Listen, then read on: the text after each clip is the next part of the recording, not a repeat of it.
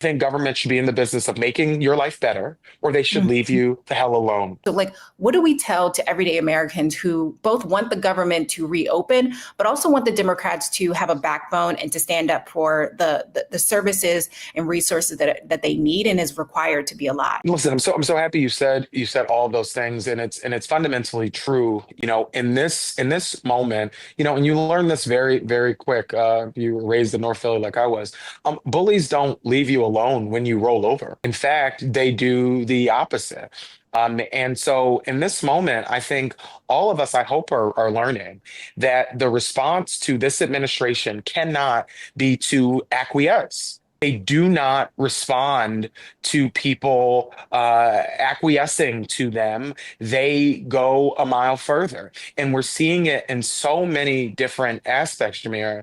And what's so frustrating to me is I have a very simple view. My politics can be summed up very simply, okay? I think government should be in the business of making your life better, or they should leave Mhm. you the hell alone. Those are the only two things that the government should do. And unfortunately, what we've seen in this administration is not only do they not want to make your life better, not only do they not want to leave you alone, but they want to make your life worse on every single metric that we can look at. They have made life worse for the American people. People cannot afford to feed their kids.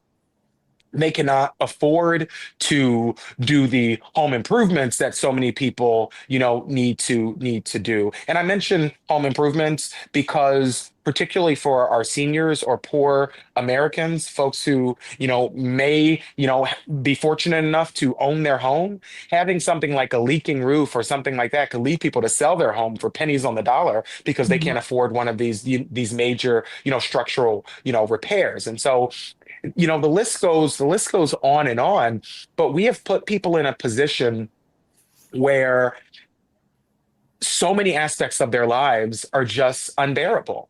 And I fundamentally believe that it does not have to be like this. Yeah. Politics does not have to be a constant source of gastrointestinal discomfort, and that actually the government could work.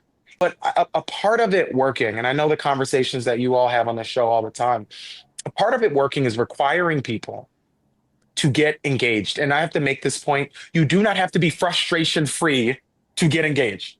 I didn't run to be vice chair of the Democratic Party because I thought everything was going great. Okay. You get engaged because you know things are not going the way that they need to go.